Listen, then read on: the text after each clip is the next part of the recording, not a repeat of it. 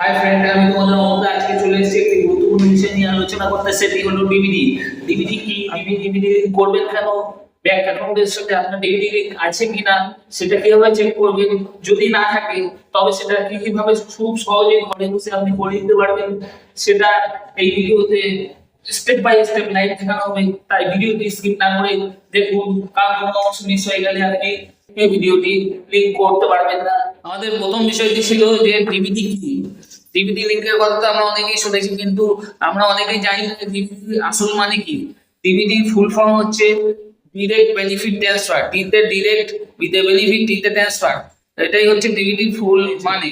আধারের সঙ্গে আপনার ব্যাংক অ্যাকাউন্টের লিঙ্ককেই এই ডিভিডি লিংক বলা হচ্ছে। আমাদের দ্বিতীয় বিষয়টি ছিল যে ডিভিডি লিংক আপনি কেন করবেন।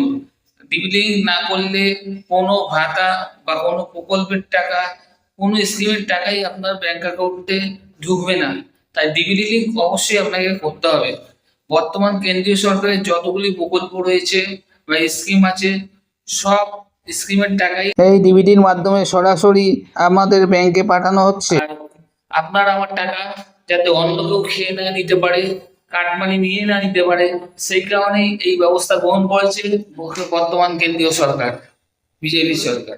3 নম্বর বিষয়টি হলো আপনার ব্যাংক অ্যাকাউন্টের সাথে ডিভিডি লিংক আছে কিনা সেটা কিভাবে চেক করবেন।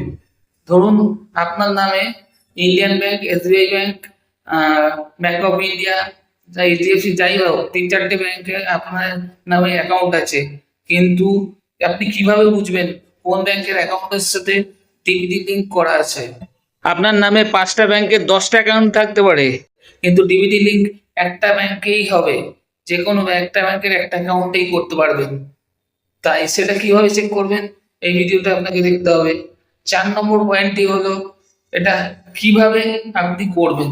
যদি আপনার ডিভিডি লিংক না থাকে তাহলে আপনি কিভাবে অতি সহজে ঘরে বসে নিজেই করে নিতে পারবেন এই ভিডিওর মাধ্যমে। তাই ভিডিওটি অবশ্যই মনোযোগ সহকারে দেখুন, আপনি অবশ্যই পারবেন এই কাজটি সম্পূর্ণ করতে।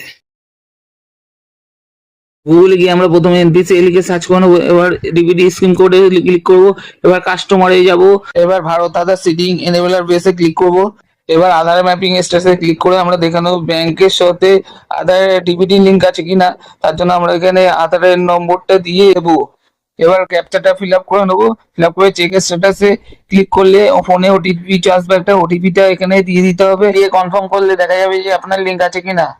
নট সিডেড লেখা আছে মানে ডিভিডি লিংক করা নেই, তাহলে আপনাকে ডিভিডি লিংক করতে হবে। আধার লিংক করার জন্য আমরা এটাকে ওকে করে ব্যাক করে হোম পেজে চলে যাবো। হোম পেজে গিয়ে আধার সেটিং ডিসিটিং এ সিলেক্ট করে নেবো। এখানে আমরা আধার নম্বরটি এবার দিয়ে দেবো। দিয়ে নতুন হলে এটা আমরা সিটিং করব। নতুন ব্যাংক হলে প্রথম সিটিং করলে এবার ব্যাংক অ্যাকাউন্টে ব্যাংকটা এখান থেকে সিলেক্ট করে নেবো। এবার ফ্রেশ সিটিং, যেহেতু কোনো লিংক নেই তাই ফ্রেশ সিটিং করবো। অ্যাকাউন্ট নম্বর দিয়ে দেবো। অ্যাকাউন্ট নম্বরটা আবার নেক্সট গিয়ে কনফার্ম করে নেবো, সেম অ্যাকাউন্ট নম্বর। আর এখানে এই খোপটাতে টিক মার্কটাকে টিক দিয়ে দেবো। টিক দিলে এই ক্যাপচা কোডটা ফিল করে সাবমিট করে দেবো। সাবমিট করলে এটা স্ক্রল করে উপরে উঠাবো, এগ্রিতে ক্লিক করব, করলে একটা ফোনে ওটিপি আসবে। সেই ওটিপিটা এখানে দিয়ে কনফার্ম করব।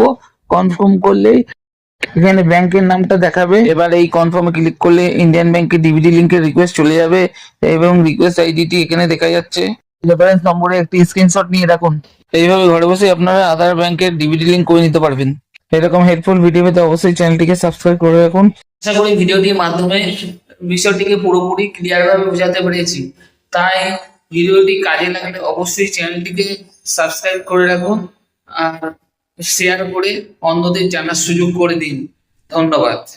সুস্থ থাকুন, ভালো থাকুন।